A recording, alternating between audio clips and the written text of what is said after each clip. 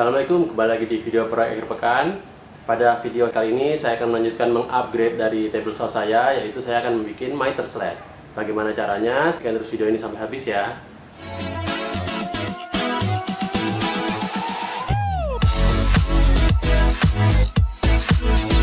Sebelumnya saya sudah membuat mejanya, mengupgrade mejanya sampai selesai. Kemudian saya membuat fan sistemnya, dan sekarang saya akan membuat miter sled. Yang nonton di bagian satu saya membuat dari fan system ini, bisa diketahui ya kalau si blade saya naik turunnya dia tidak paralel, dia tidak naiknya tidak lurus pas, tapi yang di bagian belakang agak mencondong ke kanan, ke arah sana, ya, agak condong ke kanan.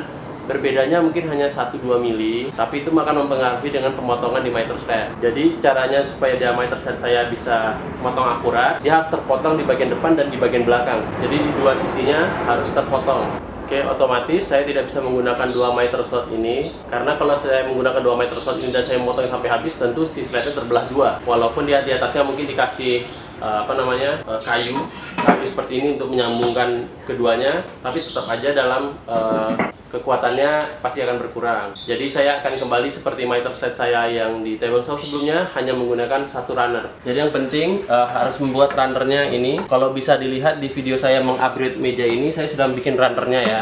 Ini sudah saya bikin, masuk, dia lancar dan dia tidak ada play, alias dia tidak ada gerak kiri kanan. Ini ya, tidak ada gerak kiri kanan, jadi dia betul-betul lurus mengikuti si runnernya. Jadi runnernya sudah ada. Ini tadinya agak nyangkut sih sebetulnya, tapi ya tinggal diamplas saja ya, diamplas saja, dirapikan di bagian pinggirnya supaya dia lebih halus, jadi dia masuk pun lebih gampang dan bisa didorong. Seperti itu. Sekarang saya akan menggunakan ini sled saya yang lama. Ini menggunakan kayu 6 mm. Ini saya gunakan kayu yang setipis mungkin karena si blade-nya sudah tidak bisa dinaikkan kembali. Dia sudah tidak bisa dinaikin, jadi saya akan menggunakan sled yang paling kecil, ketebalannya yang paling tipis supaya potongannya maksimum. Jadi pakai kayu 6 mm. Sebelumnya sudah terpasang runnernya. Sekarang kita lepas dulu runner yang sebelumnya ya. Oke, runnernya sudah diawaskan. Jadi ini keuntungan saya membuat sled saya sendiri juga. Ini jarak dari blade ini ke runner ini lebih kurang 20 cm, dan dari sini ke sini 20 cm juga. Jadi kalau misal saya memotongnya di sini bisa seperti ini, kalau saya balik saya bisa motong seperti ini di sisi yang sini ya. Jadi saya bisa menggunakan kedua buah runnernya dengan satu buah sled, dan yang ini pun di sini dia lancar ya, lancar dengan hampir tidak ada play ya. Jadi sebenarnya bisa dipakai di kedua sisinya. Sekarang berikutnya adalah saya akan memasang runnernya ke belakang sini. Jarak dari sini, dari pinggir sampai ke pinggir runner lebih kurang saya bikin 21 cm. Jadi kita akan terpotong nanti di bagian sininya ya. Kenapa begitu? Karena supaya kita dapat zero clearance. Jadi kita tahu pasti bagaimana ujungnya yang akan terpotong nantinya. Sekarang kita ukur dulu. Kita tandain. Udah lurus. Sekarang ini kita posisikan, kita letak agak di tengah aja lah ya, letak agak di tengah. Kita klem, kita balikkan. Ini lubangnya sudah ada. Ya, kita sekrup dari atas, kita pastikan kepala sekrupnya di bawah dari permukaannya ya. Kita bikin countersink dengan mata bor yang lebih gede ya.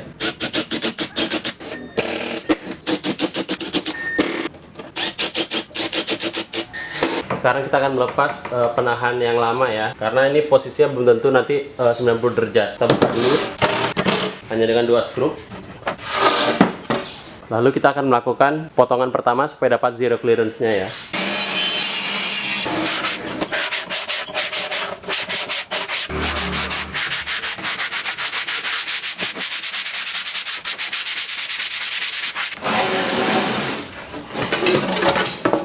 Ya, bisa dilihat tadi pada satu potongan pertama dia agak nyangkut, jadi saya amplas di bagian bawahnya.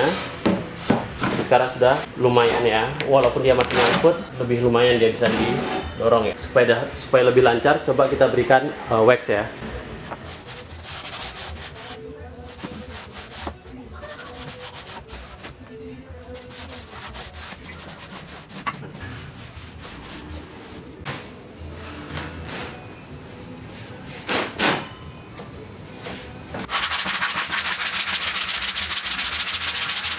off kamera saya sudah mengamplas, sudah mengedit lah supaya dia lebih lancar ya.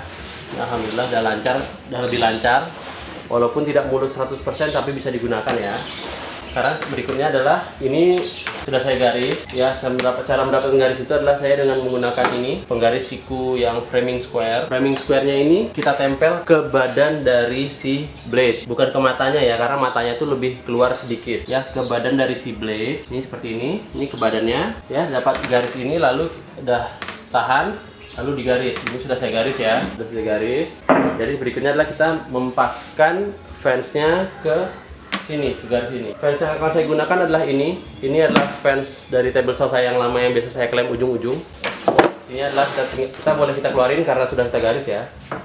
Kita posisikan. Saya akan mengeluarkannya sedikit, tidak masalah jika dikeluarkan sedikit karena dia tidak akan terpotong habis dengan ini. Setelah itu sudah pas, lalu kita klem. Klem satu sisi. Ya, dan kita klem satu lagi, lalu kita balik. Ya, kita akan sekrup dari bagian sini. Kita akan sekrup. Yang pertama di sekrup adalah bagian yang ujung dengan ujung dulu. Pastikan dia di bawah permukaan. Ya, sekarang sudah selesai slide-nya sebetulnya. Ya, kita akan test cut dulu. Oke, kita test cut ya.